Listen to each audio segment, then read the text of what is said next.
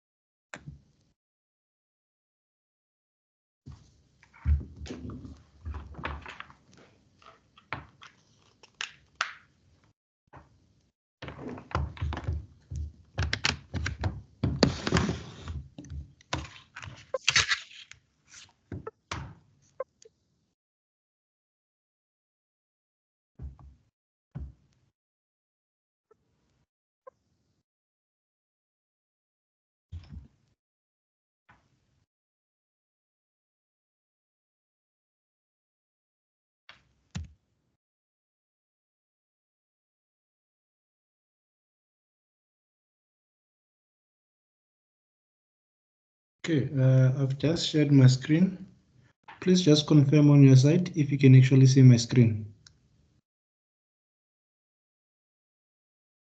Yes, sir.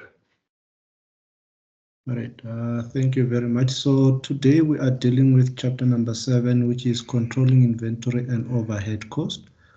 But our focus most of the time will be talking about controlling inventory overheads. At this level, we're going to focus on controlling inventory. So today's lesson is more about the concept of inventory management. So we'll be covering page 275 to 287 on your textbook. To learn more about the inventory management, you can go and watch this recording on YouTube.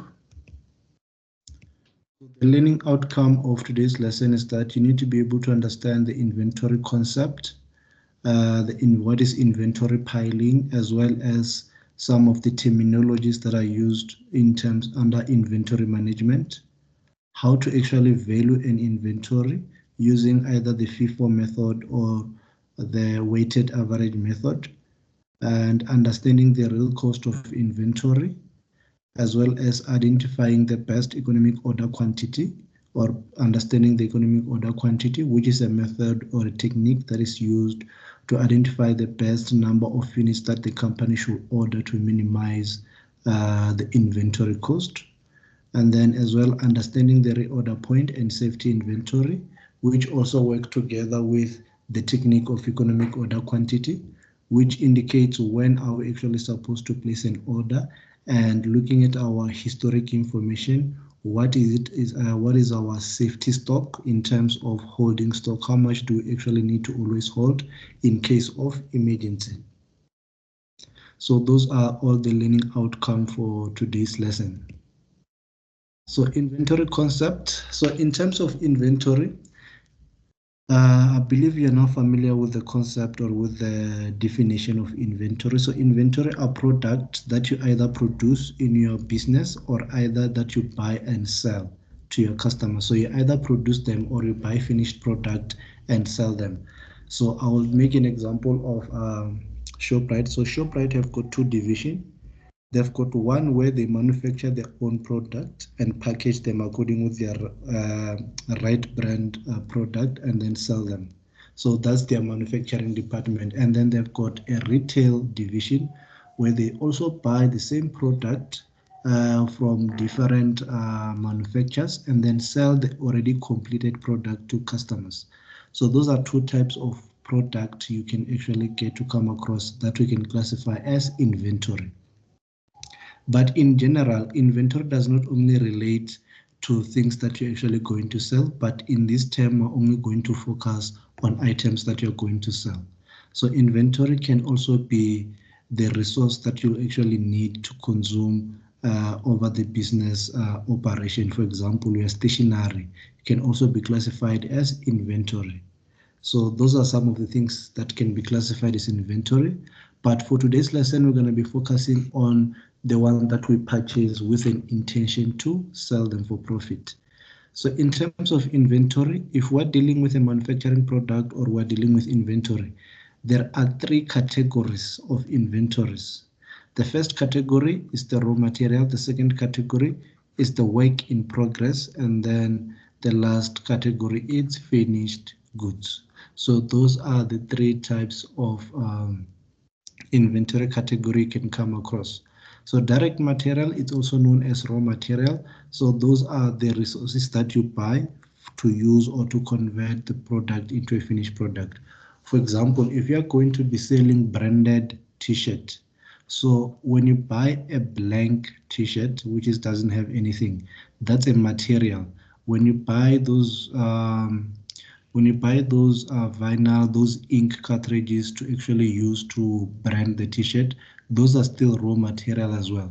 And then once you start working on the shirt, for example, once you start printing your t-shirt, ironing your t-shirt, preparing it for branding, then that process, we call that t-shirt or that product is a work in progress or work in process. Normally we say work in progress. So this means that it is yet an incomplete product. And then once it's completed, we then call it a finished goods, which on our side, then most of the time we refer this as full inventory product. Under inventory, we then have this other concept called inventory piling. So with the inventory piling, it's when you buy a number of things and then you're unable to sell most of them. So when you're unable to sell them and you're still continuing to buy from your supplier, then that's what we call inventory piling. So it happens a lot in manufacturing, it happens a lot in retail. This is why at the end, most companies end up giving those sales where some of the product are being given because they've stayed for too long and some of them will end up expiring. So this means that they'll end up doing what? When they expire, then they'll no longer be able to sell them. So they'll end up giving them for a discount. So that's part of inventory piling. So beside inventory piling, these are the terminologies that you need to familiarize yourself with. All of those that are here from 1 to 9. We've got something called a normal inventory. Normal inventory, this relates to the one that you're either buying for conversion, the ones that are still work in progress, the ones that you have already finished, the ones that you're buying to resell them. So those are your normal inventory. So that's one definition of the terminologies. Another terminology that you're going to come across is buffer inventory. So buffer inventory and safety inventory are all the same, just that the terminology is different. So those are the stock that we actually keep, in case of emergency. That's the buffer and safety inventory. And then we also have got speculative inventory.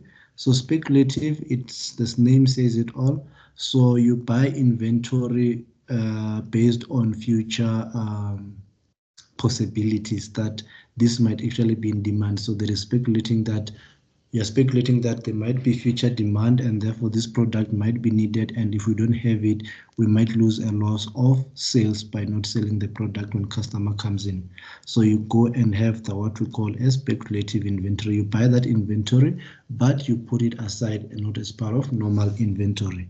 And then we've got inventory in transit. So when you buy inventory and then it's being transported, let's say you are buying it from overseas, it's being imported. So while it's on the road to your place or what's on the ship or boat, then that inventory, we'll call it inventory in transit. Once it arrives, then we're going to classify it as normal inventory.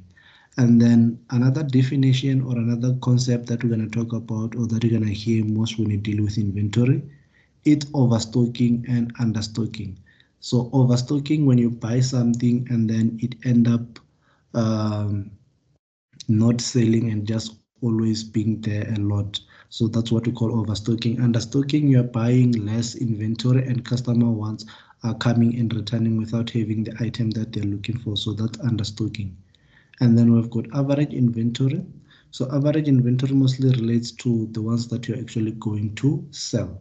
So here we'll be talking about the average number of units you sell, average number of units you buy. So that's average inventory.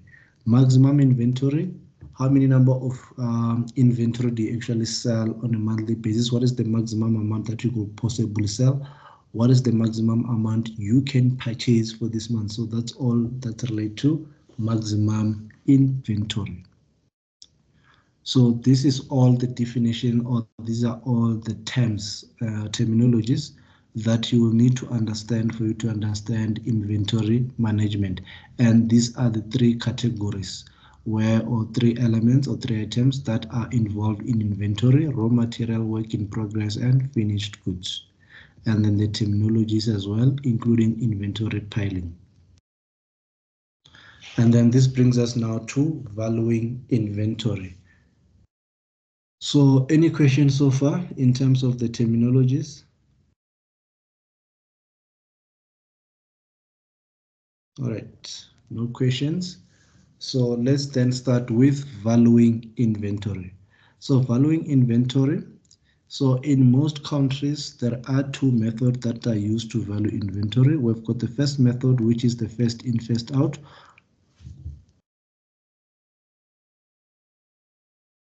which is also known as the FIFO. And then we've got the weighted average cost method. And in some country, they've introduced that thing. I don't know whether there are people who are using it. It's called last in, first out, to say that if the product comes, whichever product comes in last will be the first one we take it out. For example, let's assume that it's bread. The last bread that you received as a seller will be the first bread that you're going to sell because it's still fresh. Customer need fresh bread, and then those who are gonna come later will get yesterday's bread. So that's last in, first out, LIFO. It's also known as LIFO. But most of the time we get to use what we call FIFO, which is the first in, first out method, and then the weighted average cost method. So with the weighted average cost method, is to say that we do not care which inventory came in first, which inventory came in last. We're just gonna sell whichever is available and close to us. So the cost associated with all the the cost associated with buying the old and the new also does not matter. We're gonna just calculate the average of the cost and then say that this is how much it costed. That even if the previous one costed us more, this one costed us less, we're gonna calculate the average and use that as a base to say that this is our cost.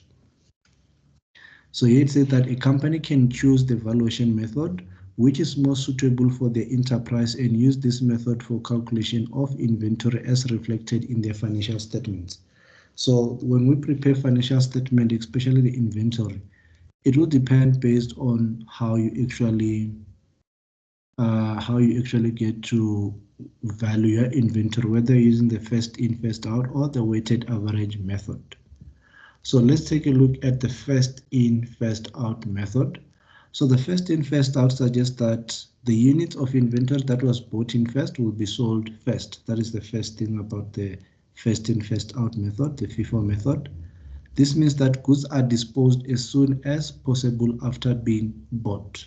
So which means that when we buy it, if this is the only stock that we have, it's going to be sold. If this is the second stock, it's going to be sold lastly. And then the closing inventory will therefore be more likely reflect the prices of the items that were bought at the end of the period or at the end of the trading period.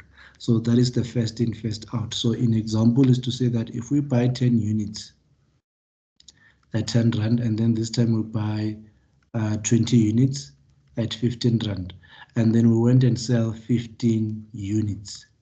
So when we sell these 15 units, which means that the first units that are going to be sold will be the 10 and then followed by 5 units over here, and then we'll be left with 15 units which we bought at 15 Rand. So which means that at the end, the value of inventory will be based on 15 units that are remaining at the price of 15 Rand. At the price of 15 Rand. So what's happening on my side? My pen seems to be a bit not working properly. So that is the thing about the first in, first out. And then we then have what we call the weighted average cost method. So here it says that this method suggests that the unit price of each unit will change when a subsequent purchase of the item are made at a price differing from those of prior. So in example is to say that we bought 10 units, we bought each for 10 Rand. So the total value for this is 100 Rand. And then this time around we bought 20 units. Each we bought it at 20 Rand. So the total is 400 Rand. So that is the total. So now when we value this inventory, so the value of the inventory will actually be having 30 inventory, which all of this inventory we bought them for a total of 500. So therefore we then go and say that the value for one inventory will therefore be, sorry about this, 500 divided by 30, which is going to be 15 Rand. So this means that for each and every inventory we bought, I'll just confirm this 15 Rand just to make sure that my calculation is accurate. So that's 500 divided by 30. So 500 divided by 30, that's 16 Rand 67 cent, not 15 Rand.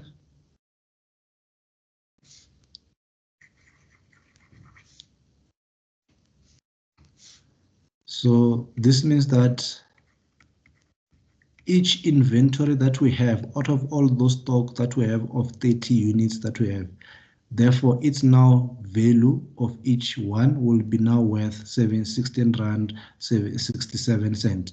Whereas on the FIFO method, each inventory will be valued based on the price that it was bought at, but under the weighted average, we calculate the average cost. So the average cost of all this inventory is 16 Rand 67 cent. And then it says that every time a new batch of inventory is purchased, a new weighted average per unit price is determined. So this is to say that let's assume that we still have got 30 units. These 30 units are now valued at 16 Rand 67. We haven't sold anything. Its value is still 500. So if we go and buy another batch of 10, and this batch of 10 this time costed us 10 Rand, so that's 100 Rand. So this means that now we've got 40 units, and then we've got 600 Rand worth of inventory. So this means that now we're going to say 600 divided by 40. So divide by 40. This will then give us the new weighted average cost per product. So unlike FIFO, where each and every is going to be evaluated by its own price, here we then value everything based on an average price. So here it says that the cost of sale is then determined by the new per unit average weighted cost until a new batch has arrived. So on these two scenarios that I've just indicated, let's start with the first one. We bought 10 units, 20 units. These were the costs for per unit, 10 Rand, 20 Rand, and then the total was 500. We had 30 available, and then the average cost was 16 Rand 67 cent. If we go and sell 15 units out of this 30, so they're going to be sold at a cost price of 16 Rand 67 cent. This is how they are going to be sold. So it means that when you calculate the cost price, it's going to be 15 multiplied by 1667, not 15 multiplied by 20 or multiplied by 10. No, multiplied by the average. That will give us the cost price of, or cost of sales of selling 15 units. Whereas coming back to the FIFO method, I'm going to use the same activity, 10 at 10 Rand, 20 at 20. Here we've got 100, 400, and then we've got 500. Here we've got 30. So this is how inventory will be valued under the FIFO. So if we go and sell 15 units, these 15 units, the cost of sale will be calculated in the following way. First in was the 10 Rand, 10 units that we bought at 10 Rand. So the cost of sale will start by saying 10 multiplied by 10 Rand, giving us 100. And then the second 5 batch will be sold from the second batch that we sold, which is 5, then multiplied by 20. which is then gonna give us, not sure if it's 40, but it's supposed to be 40 if I'm not mistaken, sorry, 40 or 5 multiplied by 20, so that's 100, not 40. I don't know why I'm saying 40. So that's gonna be 100. So this is going to actually be 200. So the value, the cost of sales will therefore become 200 for 15 units sold. Whereas on this side, it's going to be 15 multiplied by 16 rand 67 cent. That's going to be 250. So this side, the cost, we're gonna say is 250 for 15 units sold. So you can see the difference between the FIFO and the weighted average method when valuing inventory. So the weighted average method will give you the average cost per unit, and then the FIFO will give you the original cost per unit based on the purchased price. So that is the difference between weighted average and the FIFO, which is the first in, first out method. Any question on this stage?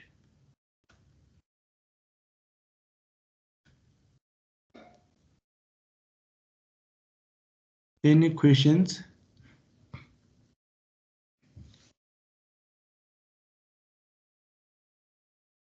Guys, do you have any questions?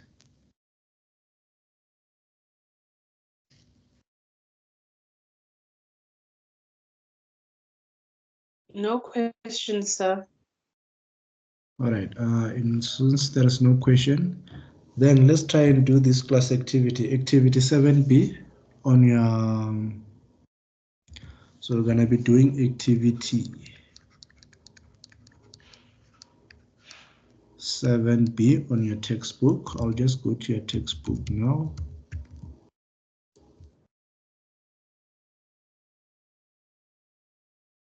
Activity 7B. Okay, we are.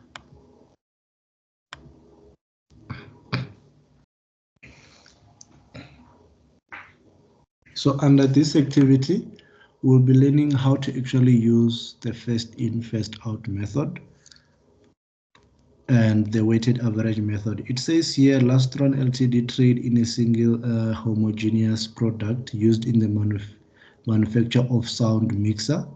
The enterprise make use of a perpetual inventory system. So if you still remember perpetual inventory system, it means that each and every time inventory gets to be sold, we calculate cost of sales, we calculate the value of inventory at that stage, the moment something is sold. That's perpetual. And then periodic inventory system, we calculate everything at the end of the period or at the end of the month. And then here it says that calculate the value of closing inventory. I'm not sure if this is clear to you guys, but I'll just zoom in so that you can see. So here it says that calculate the value of closing inventory on 31 July 2.8 if the following valuation method are used, FIFO, or if weighted average cost method is used. Then it says that there were 200 units which were bought at 23 Rand 50 cent each and 400 units at 24 Rand each on hand as of 1 July 2.8. So these are two inventories that were available. And then here it continues to say that the following transaction related to inventory that occurred during the July month. So during July, we went and purchased 100 units at 25 Rand 65 cent, sold 15 units, on the 15, sold 350 units at 35 Rand 55 each. On the 20, we go and purchase another 200 units at 26 Rand. On the 25, we purchased another 120. On the 28, we sold 480 units. So now the question is for us to calculate using the FIFO method, what is the value of closing inventory at the end of 31 July 2.8. So this is how we're going to calculate the inventory under the FIFO method. We're going to start with FIFO. Sorry. We're going to start with V4. So here we're then gonna have V4, and then we're saying that opening. We're gonna start with the opening. So opening is 200 units at 23 Rand 15 cents. 200 units at 23 Rand 15 cents, and we also have got 400 units at 24.27. So this is the first inventory we have at the beginning of, let me just write beginning 1. This is from 1 July 2.8. So here it's actually 1 July 2.8.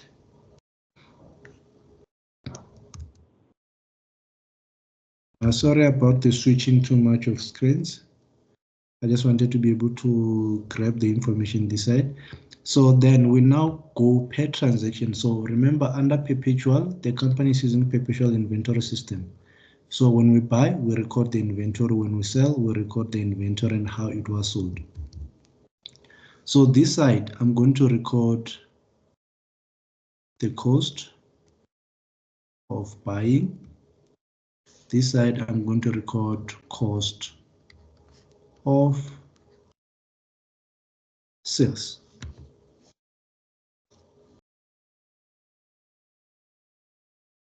And then I think here, let me just write the following.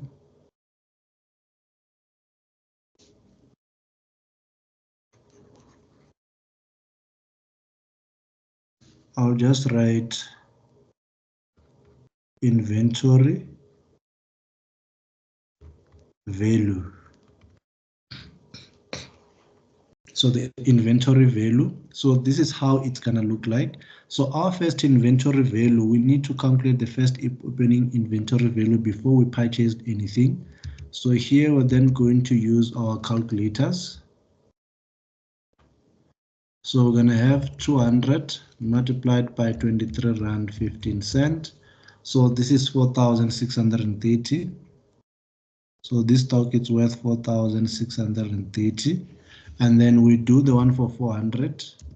400 multiplied by 24 Rand 27 cent.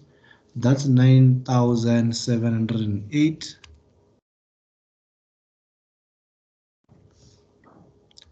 So in total, here we then have 600 units. Here, and then the total is plus 4,630 plus 9,708. This gives us 14, sorry about this. Yes, it gives us 14,338.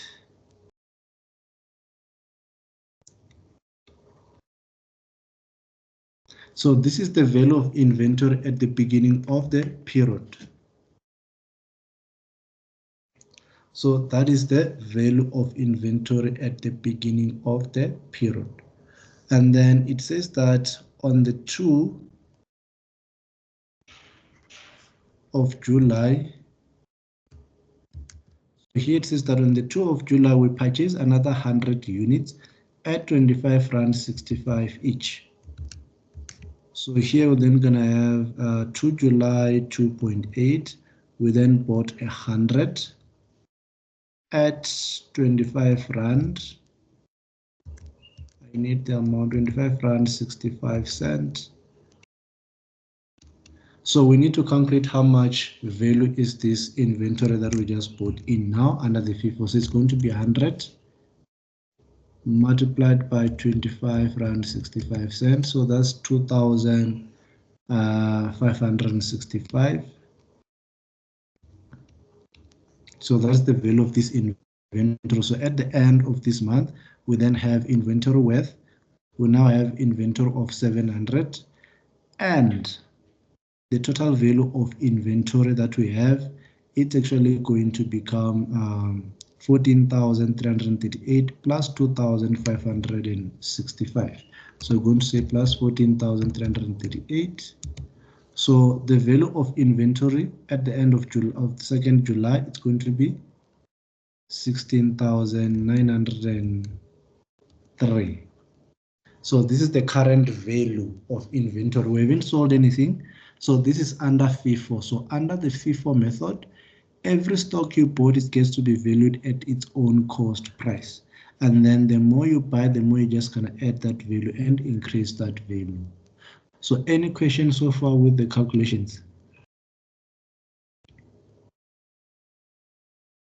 Yes, Manda? No, sorry, sir, it was a mistake. No problem. So from this point, we then go and see what happens on the scenario. It says that on the 15th, we then sold 3,500, sorry, 350 units. I don't know why I'm saying 3,000. We then sold 350 units at 35 Rand each. So this is the selling price. So we sold 350 units at 35 Rand 55 cents each. So let's calculate the cost and the value and the remaining balance of our inventory. So the first thing we need to identify, we sold 350 units at 35 Rand 55 cents. Let's see how much revenue did we make by selling these 350 units. So it's 350 multiplied by 35 Rand 55. That's 12,442.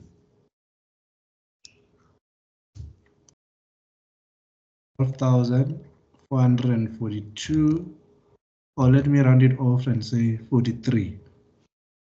So this is how much we make. So this is sales. Then cost of sales. Cost of sales under the FIFO method. We're going to say that now we are selling 350 units. The first stock that came in will be the first to be sold. So out of the first stock, we have got 200 from opening that was bought from 23 Rand. So that will be the first stock that is going to go. So we'll go and say 200. It's going to be sold. Its cost was actually 23 Rand. So that's what going to be its value of cost of sales. So which, since it's the whole inventory, this will be then 4,630. And then we come this side and say, we have now sold 200 of the first stock. We're left to sell another 150. So this 150 will therefore come from this one. So here we're going to come and say 200. So which means that this is out. And then from this one, we're going to sell 150. So when we minus 150, this means that here we'll no longer have 400 units remaining. We'll therefore have 100 minus 150. This means that we are now left at this stage here with 250. And then here we come and say 150, which was at 24 Rand 27. So, and then here we're then gonna come and say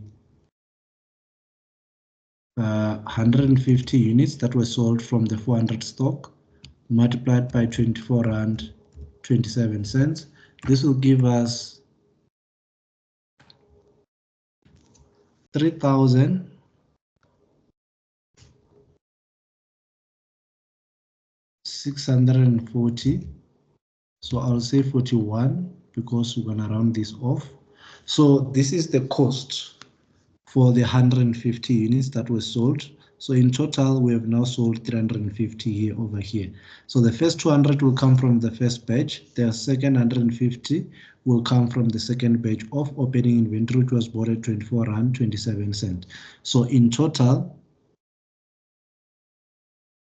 the cost of sales for this one that was sold, we just add the two to say 3,641 plus 4,630. This then gives you your cost of sales.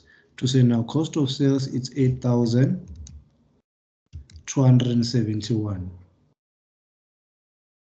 So this side, we come and then say minus 350. And then the value is 8,271. So we also minus at this side. So with the value of stock that will be remaining, so from 700, when we minus 350, so we're going to be left with 350 units. And the value of stock is 8,271. This means that from 16,903, 16,903 minus 8,271. So the remaining value of stock will therefore be 8,632. So this is the remaining value of stock of 350, which this 350 that is remaining, it's from the 100 plus the 250 that is remaining from the opening. So that is the remaining stock of 250. So this, it's this plus the 250 remaining. So that is our remaining value of stock. And the remaining balance of that stock, it's 8,632, because we already calculated the value of the stock that was sold, which was 8,271. That is the cost of sales. So the profit that this company have generated, or gross profit, is therefore 12,443 minus 8,271. So that is therefore the profit that they made is 4,172. So they made a profit of 4,172. So that is the profit that they make. Any question so far? Guys, any questions so far? Yes? Wouldn't it be easier to add all the inventory values first and the cost of sales first and then minus them at the end? Yes, it will be, but remember, they are using a perpetual inventory system. Oh, okay. So perpetual, it means that once you sold something, you calculate the remaining value of your inventory. Okay. So that one will be periodic. So in the S1, are they going to give us like lined paper to do this question, or is it going to be in a table format? No,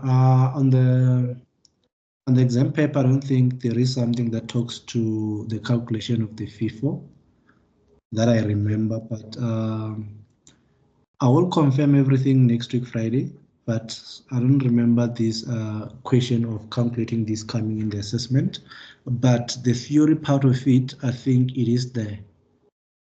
Okay. So the calculation, I don't remember it putting it, but I do know that the theory will perform part of the assessment, but you just need to understand the theoretical background. So for you to understand the whole theory, you also need the application as well. So that's why I'm doing the application.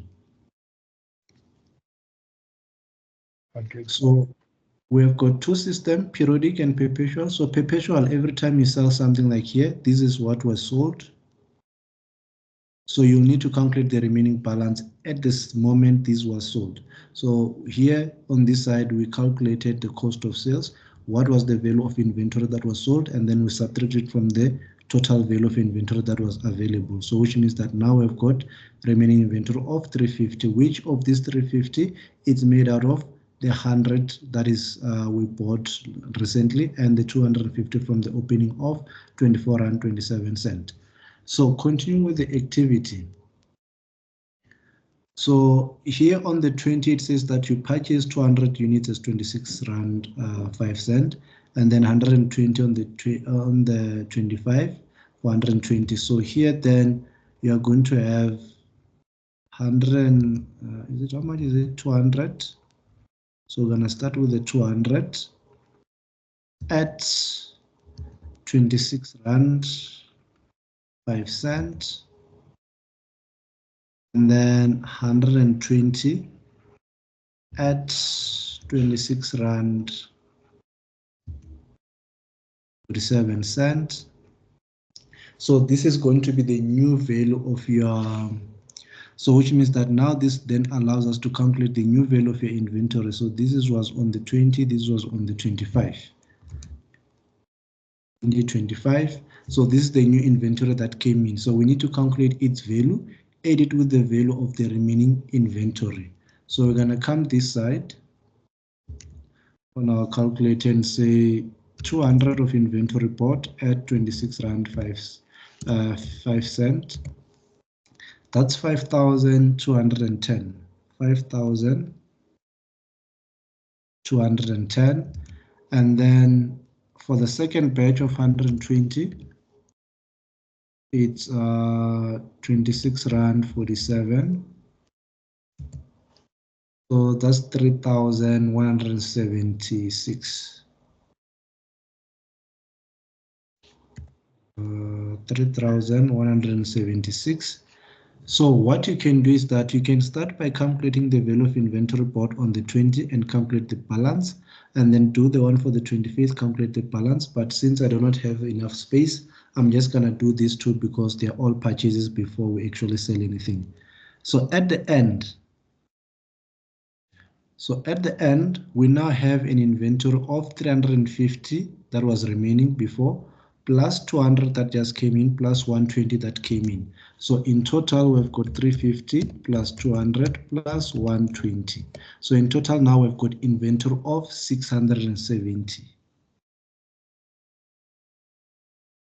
670, and then the value of this inventory of 670 item, it's 8,632, which is the balance of those remaining, plus 5,210, the one we just bought, plus 3,176, the last one we just bought. So the value of this inventory becomes 17,018 cents, if I saw that correct. Sorry, and 18 Rand. So this is the value of inventory before the end of July, before you sell the last batch. So here it continued to say that the last batch on the 28th, you sold 480 units at 36 Rand 55 cents. So this side around. So here we're going to have sales of 480 at 36 Rand 55 cents. So we can calculate how much you make over this period. So 480 multiplied by 36 Rand.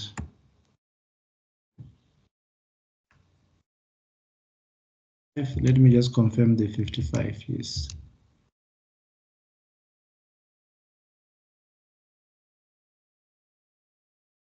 So we made 17,544. That's how much sales we made. Now we need to identify what was the cost of sales for this inventory. So the first inventory that was remaining is only 350, which the 350 include 100 Rand, which was bought in July the 2nd, and the opening of 250. So the first one that is going to be sold under FIFO is the 250 from the opening. So which means that here we're going to have 250 at 24 Rand 27. And then on the second part, we then go and sell the 100 units that we bought in July, since these are the second one to came in after the opening. So then we're going to have 100 at 25 Rand 65 cents. And then how much have we sold so far? So we've sold 350. So from 350, we're supposed to get to 480. So we're still left with 130. So which means that this 350 of opening, it's completely sold. And therefore, this brings us to the 200 units. So out of these 200 units, we're going to sell the remaining 130. So here we're then going to have 130, which will be sold at 130 sold at 26 Rand 5 cents. So we calculate the value. So the value of these two, 250, 100,000, and 100, which was bought, these are their values. So I will not calculate it because we already have it.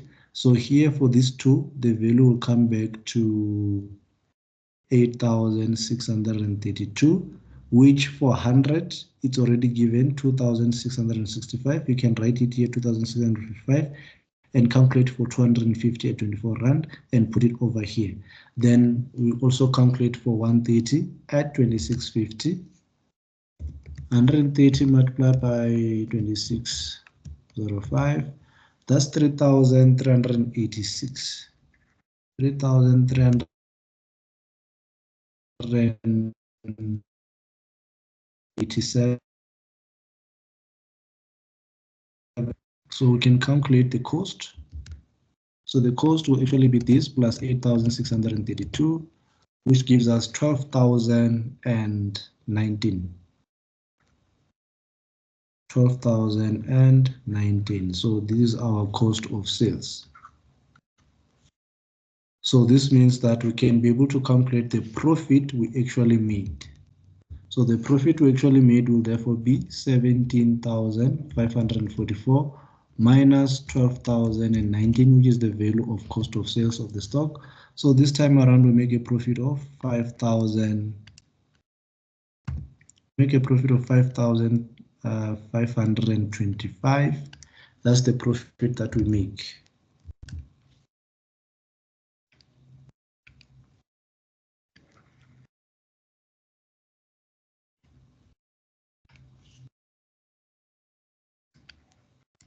So this side on your inventory, so I'm gonna transfer this over this side so that we can be able to see it. So we're saying that our inventory was 670. The value of that inventory was 17,180.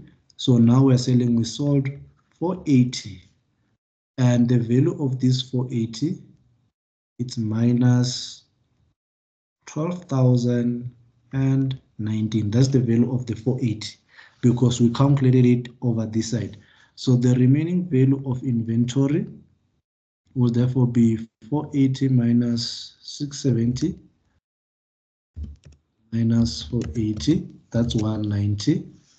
So we've got inventory of 190 remaining, and then the value of it will be 1718 minus 1219, that's 4,199.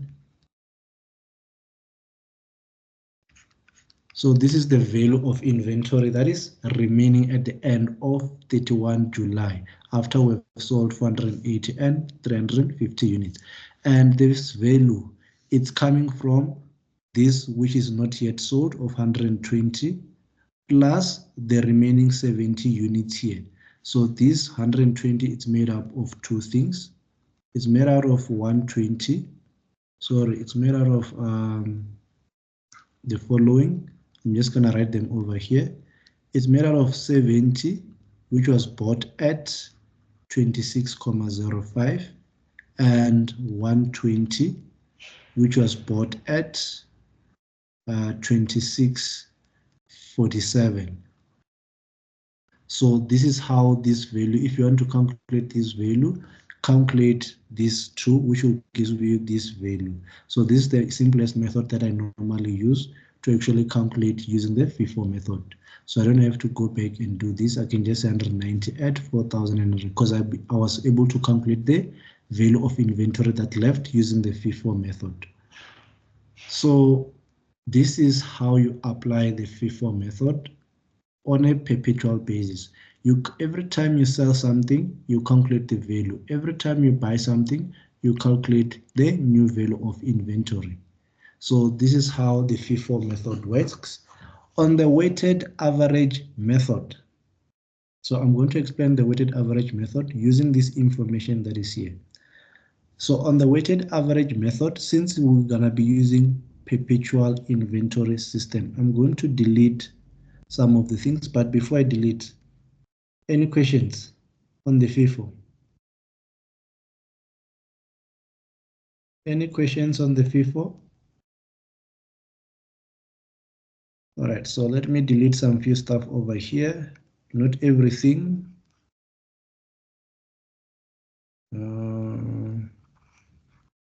Oh, I'm not supposed to delete those. Where's my undo?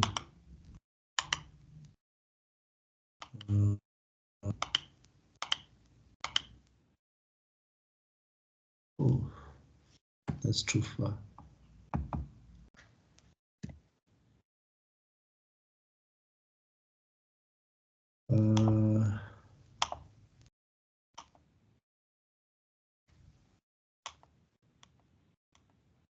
Okay, I don't think it's gonna work.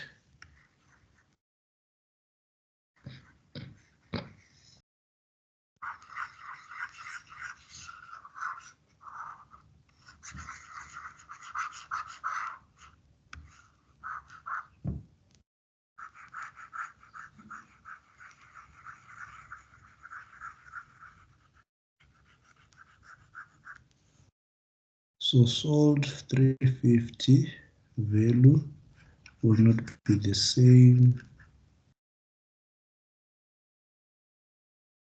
This will not be the same. Let me just remove everything over here. Okay, let's work on weighted average method. So weighted average method works in the following manner.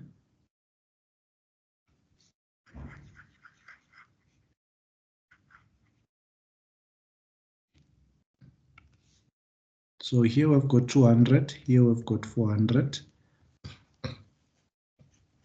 So this will be the opening inventory value. So what happens with the weighted average method? The first thing that we're going to do is to calculate the weight of this opening inventory, how much of this opening inventory was weighted at. So the total cost or value was 14,338 and the total inventory was 600. So we're gonna come and say 14,338 divided by 600. This will give us the average opening inventory. So that is 14,338 divided by 600 units. That's 23 Rand 90 cent.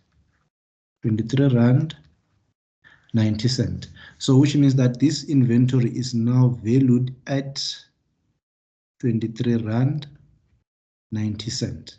That is the new value of each inventory of 600. We no longer based it on the original price, we based it on the average method. And then we went and bought 100 in July, which was bought from 25,065 Rand. So this was now bought at 25,665 Rand. So what's going to happen now? We are going to say the opening inventory was 14,338. The new inventory that came in, its value was 2,565. So what is the new value of inventory? So that's what we are going to do. So it's going to be 14,338 plus 2,565. So the new value becomes 16,903, which is the same as this one over here. So after this stage, we then say what is now the total inventory of 700 that we now have worth in terms of per unit. So we take this 16,903. So it becomes 16,903 divided by 700 units.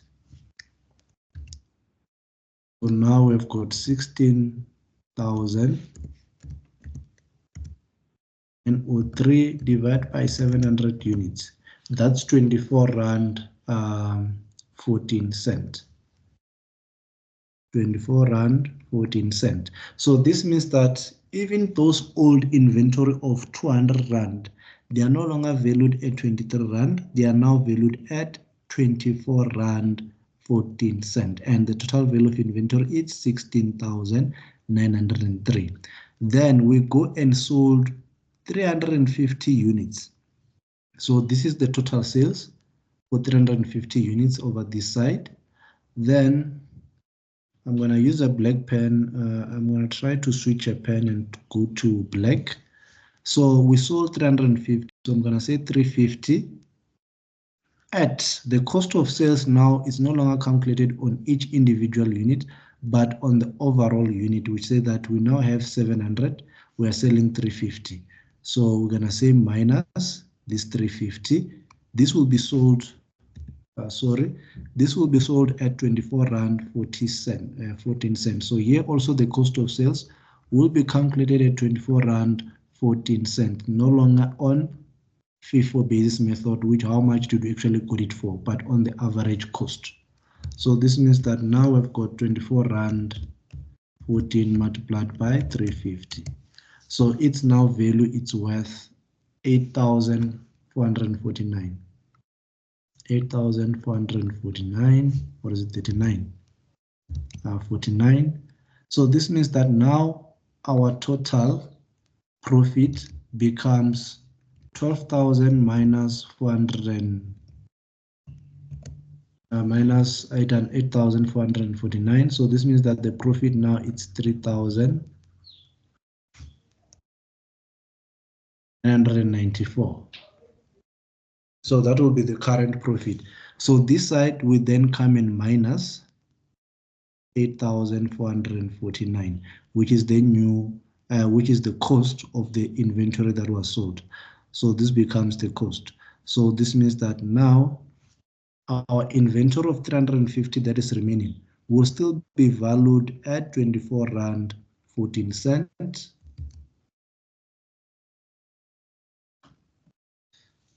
Will still be valued at 24 Rand.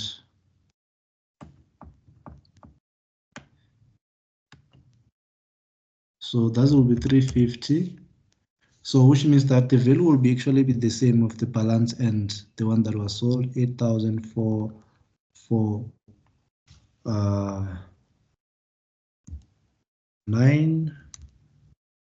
If we were to calculate this correctly.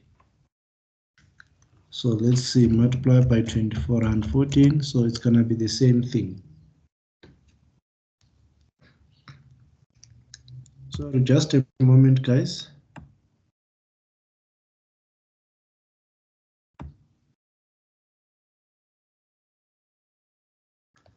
Okay, let's pass. So let's focus on this part now. So this will be the remaining value of inventory. So the inventory that was bought now, it was 16,904 in total. So now its value will be worth 700, which we say that it becomes 24 Rand 13 cent. So 750 multiplied by 24 Rand 14 cent.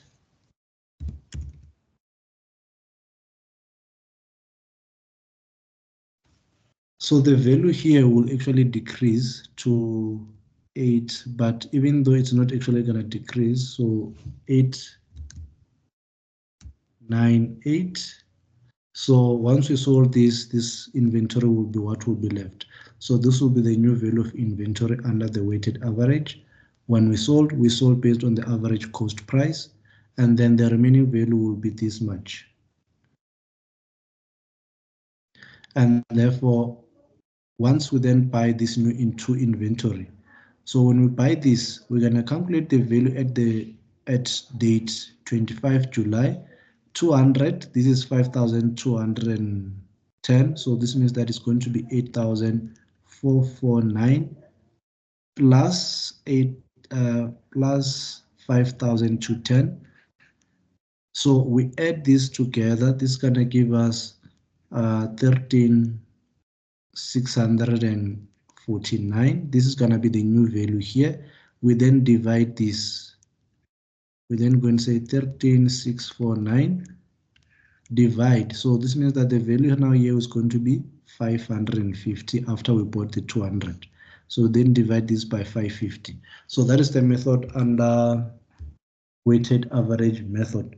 So each and every time you buy new inventory, you add its cost to the already existing current cost, then divide by the number of units to get the average cost. So which means that the average cost of after the 25th, so we're going to have 550 units. Therefore, this will therefore be bought at, or this will be valued at 13,649 divided by 550 at 24 Rand 82 cent. 24 Rand 82 cents. And therefore its value 13,649. So that is the method that gets to be applied. So this is the method that you apply under weighted average cost method. So unfortunately, I don't have enough space, but this is what you're gonna have to understand in terms of weighted and FIFO. So I'm gonna skip that part and we're gonna move forward. We then talk about the real cost of inventory. So the real cost of inventory is made out of a number of things. So when you buy inventory, your cost is not only just the purchase price, but it also involves the purchase price, the cost of ordering. If you've got someone that does the ordering for you, you actually incur a cost for that, to pay that person to do so. So each and every time that person places an order, you calculate how many times this person places an order, then how much do you actually pay per order. So that will be your ordering cost. So purchase cost, this relates to the original price of the goods, including the transportation, all of those included. That's going to be your purchase cost. And then ordering cost, this is the cost that you incur for placing an order. And then we also have got something called a stock out cost as part of inventory cost. Stock out cost is the opportunity cost, to say that if a customer came in looking for a certain product and they didn't find it, they've left with that money. So if that product was worth 150, its selling price. So this means that you have got a stock out cost of 150 that you lost over from not having that product when the customer came in. And then another type of cost, we have got quality cost. So quality cost is associated with making sure that you actually have a good quality product. So this include what we call a prevention cost, appraisal cost.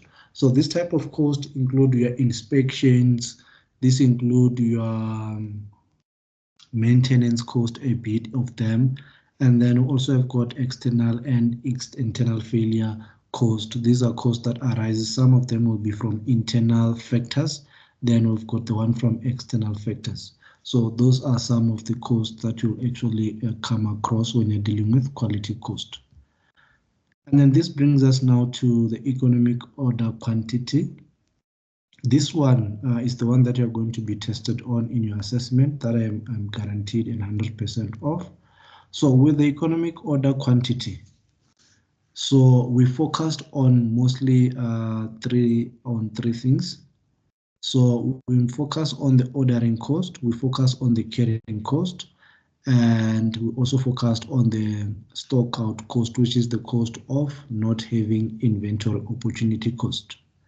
So the economic order quantity, it is the method or technique that we use to identify the average number of units you're supposed to order on a yearly basis. To say that if you actually use 150,000 units, how much do you need to order each and every time you place an order? So it will tell you either you need to order 15,000 per order. Each and every time you place an order, you need to order 15,000. So that is what the economic order quantity technique or method gets to be used for. So it says that the economic is defined as the most cost-effective order size for an item of inventory. The reason behind this is because the economic order quantity is there to minimize the ordering cost and the carrying cost. Because if you just go and order 75,000 units and keep them in your warehouse, you have to pay insurance so that you don't get to suffer from any damages. You'll also need to have storage cost will also increase because now you have got more units covered, more floor space covered. So if you are renting per square meters, which means that this time you're going to need more square meters to actually cover the holding storage cost. And then ordering cost. This time the ordering cost will actually be less, but you're going to incur a lot of holding cost, and insurance is going to kill you a lot because of too much inventory that is available. The higher the risk, the higher the inventory, the higher the risk in terms of insurance. So which means that you're going to pay a lot of insurance. So with the economic order quantity, it says that you cannot hold that much inventory because you're going to incur a lot. So let's identify the perfect order quantity that you will only order on a yearly, quarterly basis, depending on how many, depending on the reorder point. So this also depends on the reorder point, but this is how many units you should order each and every time you place an order. So this will be based on the economic order quantity. So the economic order quantity uses the following formula. So it is the square root of 2 multiplied by the total demand for the period multiplied by the cost per order divided by the holding cost per unit, which is equal to the square root. So in summary, this is the square root of 2 multiplied by D O over H, where H is the holding cost, O is the ordering cost, and D it is the demand. So this method on your, I'm going to explain this on your assessment, you might be required to reverse this to say that the economic order quantity is equal to the square root of 2DO over H, to say that calculate the holding cost or calculate the demand. So this means that you know your economic order quantity is 2,000 units, and then the square root of 2 multiplied by demand, multiply your ordering cost, it's 150 per order, and then your holding cost, it's actually 20 Rand. So I'm just making an assumption. So this is something that you'll come across.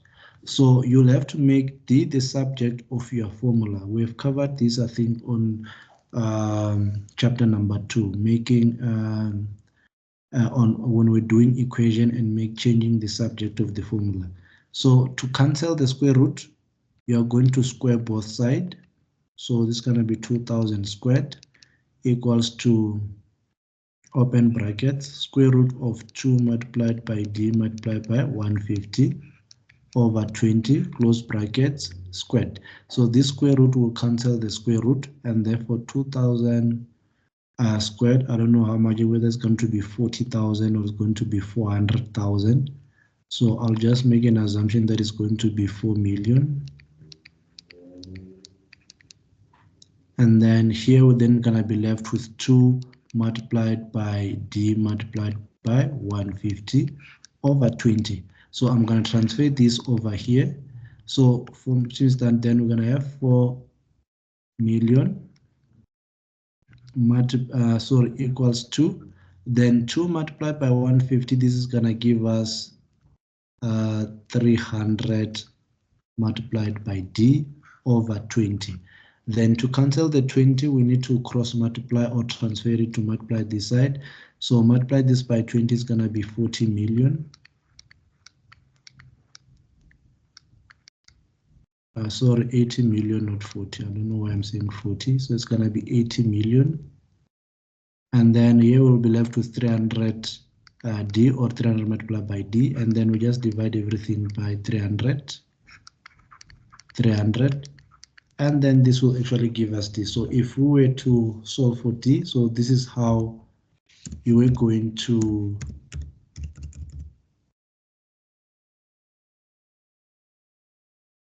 solve for D. So this means that these guys on an annually basis, their demand is 266,667. So this is their annual demand. So I'm just explaining this because it is something that you need to be able to do. Convert the formula and make one of those elements the subject of the formula.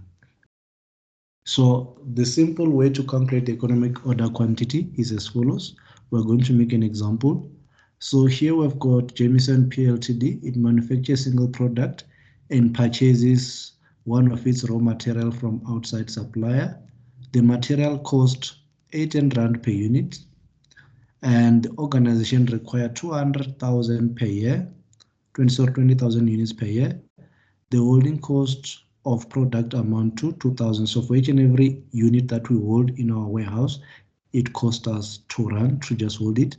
The ordering cost, it's 50 Rand per order. So every time we place an order, we pay 50 Rand.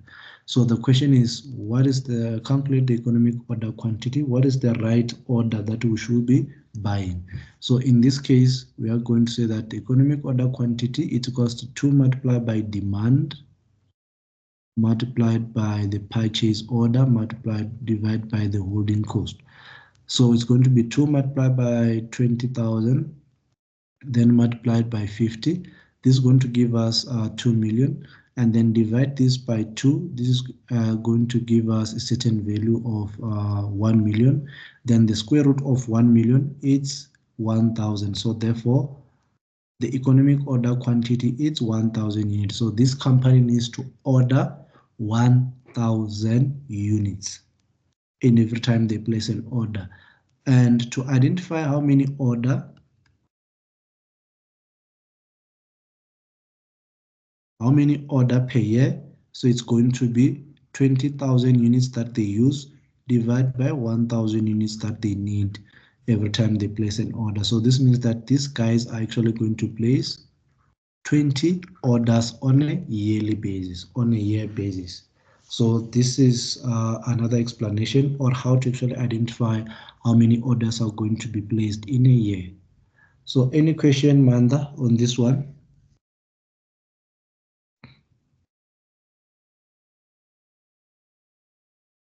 No question.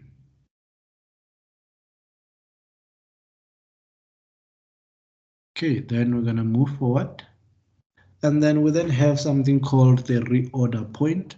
So the reorder point and safety inventory. So reorder point, it's one of those techniques that we get to use to identify when are we supposed to place an order. So the reorder point takes into account how many number of units do you use on a daily basis, and then how long does it take your supplier to supply your product. So that is the reorder point.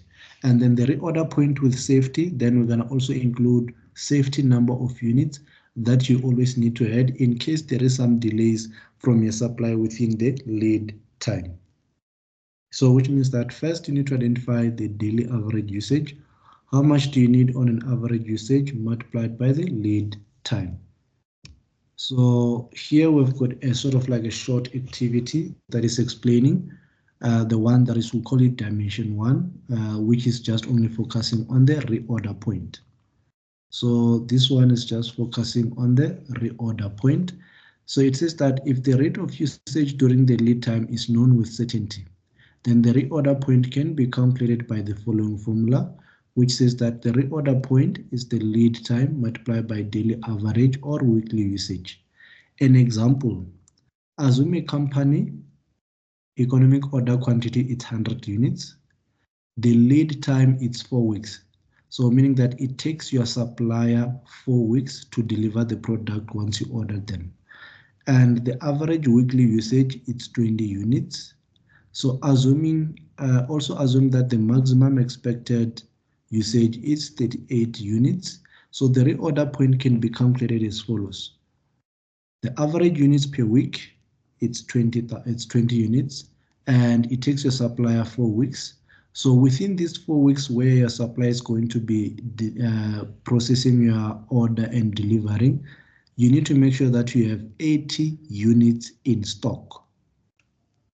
So this is what it means. So you need to make sure that you have got 80 units. Before you place a new order, make sure that your order, your balance, it's at 80. So this means that once we have got 80 units available and we place an order when we have 80 units available, for the next 4 weeks, we're going to be selling, for the next 4 weeks, 20 units per week, 20 units per week, 20 units per week, 20 units per week. That leads us to 0 after 4 weeks. And at the end of that 4 weeks, we are also receiving another what? 100,000. So we'll be placing an order for 100,000. So this means that after placing an order, after 4 weeks have passed, we'll therefore be left with 100 units. The first week will therefore sold 20, and then we'll be left with 80, which means on the second week, we then place another order again of 100 units. And then we receive 100 units at the end of 4 weeks period. So meaning that 1, 2, 3, and 4. Here we then we'll be left with 0, and then 100 units will also be coming in. And then the cycle continue. So this is how the reorder point works. So here it says that the reorder point will be 80 units, meaning that the company will automatically place a new order for 100 units when inventory level drop to 80 units. And then let's now talk about the safety units. So safety units, reorder point with safety is to say that the safety inventory can be determined by deducting average usage from maximum usage. So average usage 38. This is maximum usage 38, average 20, giving us 18. So this is 18 usage. So we need 18 units of safety per week. And it takes our supplier 4 weeks to give us or to deliver. So that will be 18 multiplied by 4, giving us a total of 72. So this is going to be our what we call safety stock. So meaning that within this period, an extra unit of 18 can be required per week. You might find that you are on a peak month. Each and every month you're not selling 20, but you're actually selling 38. So this means that at the end of the period, you're going to need extra 18 units each and every week to be able to meet the maximum demand. So this means that safety stock will therefore become 72, which is 38 less 20 multiplied by 4, giving you 72 units.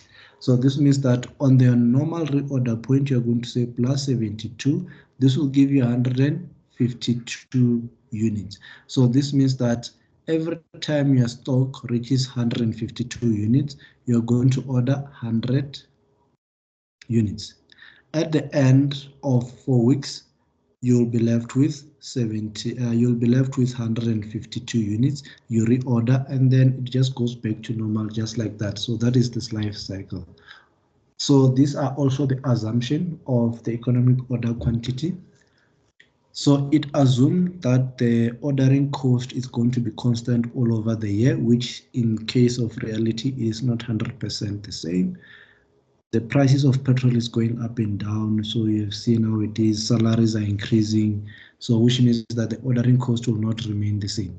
The rate of demand is known and spread evenly throughout the year, which the rate of demand in reality, it is just an estimating and forecast of future event to say that we are going to need 200,000 units, but in reality, we might not actually need 200,000 units. We might even actually need less or even need more. So those are some of the assumptions that are made over the economic order quantity. It assumes that the demand is fixed over the year and it's known. The lead time is fixed. Also, it assumes that if our supply takes 4 weeks, that is the best that the supplier will always do, and it will always deliver within those 4 weeks. It also assumes that the purchase price of the item will remain the same and no discount will actually be given. That is based on the economic order quantity. And it also assumes that the replenish is made instantaneously, meaning that every time our product reaches that certain reorder point, we're going to make an order on that specific day or specific time. We do not say tomorrow or later. We do it on the same moment. So that is what it assumes, the economic order quantity. And it also assumes that only one product is involved. So only one product can be calculated per economic order quantity. We cannot do for multiple, only one. So those are the assumptions of the economic order quantity. So we have got activity 7D. Activity 7D. So activity 7D is asking us to say, determine the economic order quantity for the following. Do Berger Ltd currently purchase a particular item in lots of 1,250. So this is what they normally order for. Dubeca annual usage is 6,250. Ordering cost are 200 per order and carrying cost is 10 rand. So calculate the economic order quantity. So for this, the economic order quantity is going to be the square root of 2 multiplied by demand multiplied by ordering cost divided by H. So you need to label what is your D, what is your ordering cost, what is your holding cost. So annual demand is 6,250. Ordering cost 200. And your carrying cost or holding cost is 10 rand. So you just go to your formula and substitute 2 multiplied by 6,250 multiplied by 200. All of this divided by 10 rand. And then you solve for the economic order quantity. So I do not have a calculator that can do this on my side, which is let me see if I can use the one on my phone to give you the final answer.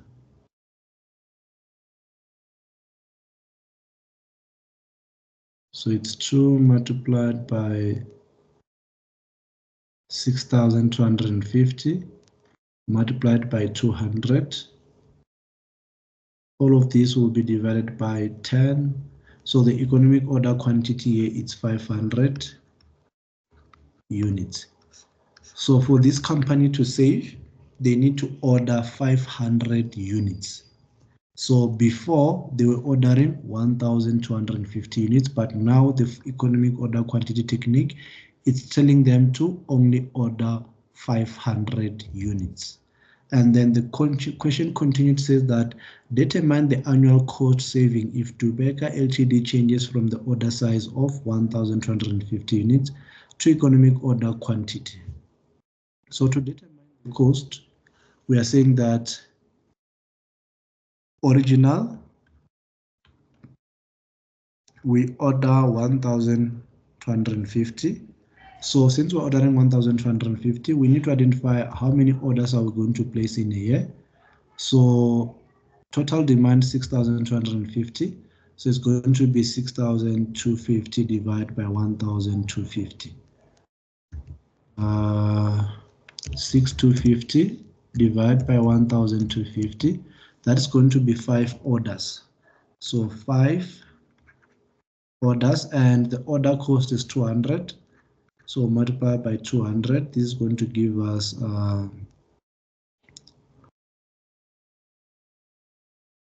1,000. So this is the ordering cost, and then carrying cost. Carrying cost is to say that each and every time we need to store, so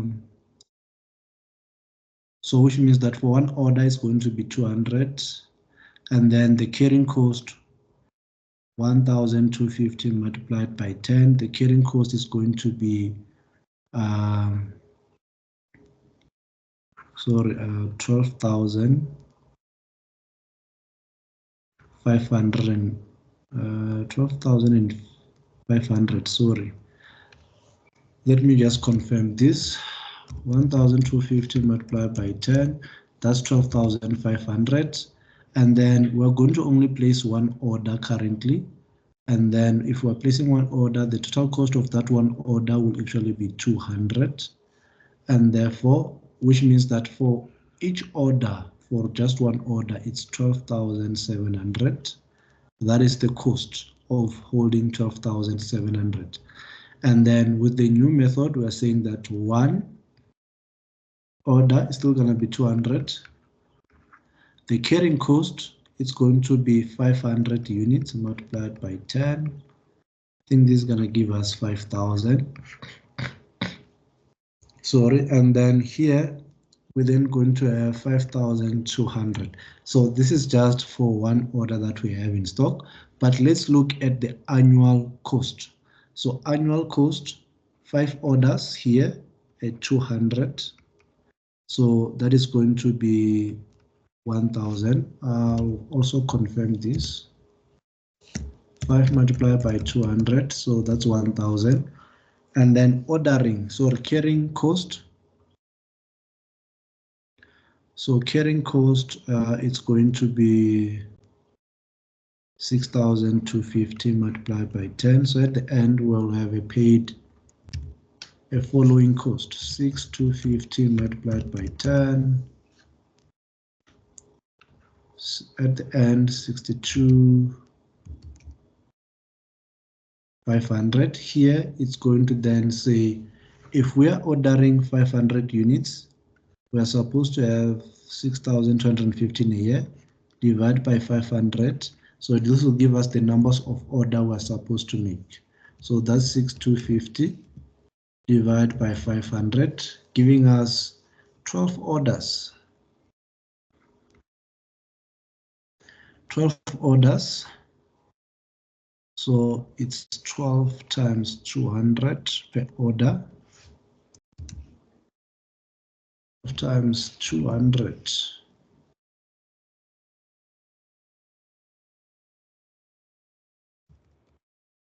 That's 2,400 on an annually basis. And then the total cost of carrying will be 62,500. So on an annually basis, we're going to spend more on the economic order quantity and then less on the original. But on an looking at short-term basis, the cost seems to be less over here because we get to pay less carrying cost. So the carrying cost here becomes less on a quarterly basis or on a ordering basis, but on an annually basis, the cost becomes more because we get to order a lot over here. We are going to make a lot of orders over here, which is 12 orders on an annually, and then 200, that's 2,400. This side, 5 orders only. At 200, that's 1,000. So this one is much lesser. So the original one becomes much lesser. And then the last one says the supplier offer a 2% discount. So this one is not something that you're gonna come or see in your assessment. So what I will suggest is this to you guys.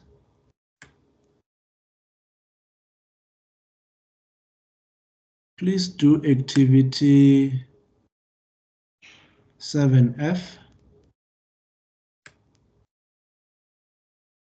Where is it?